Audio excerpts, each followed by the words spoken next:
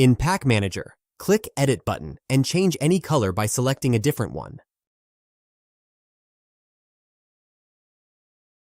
You can change colors one by one, or you could select a different palette.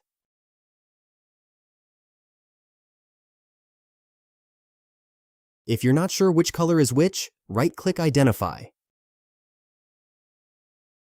Additionally, you can search by selecting a color, and it will be highlighted in the Colors section.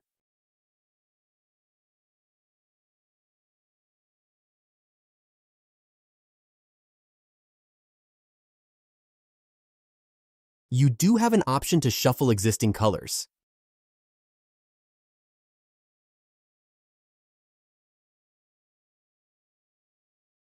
Or extract colors from an image or active composition. If you choose Active Composition, we will hide the imported layer, and we will extract colors from your pre-existing composition.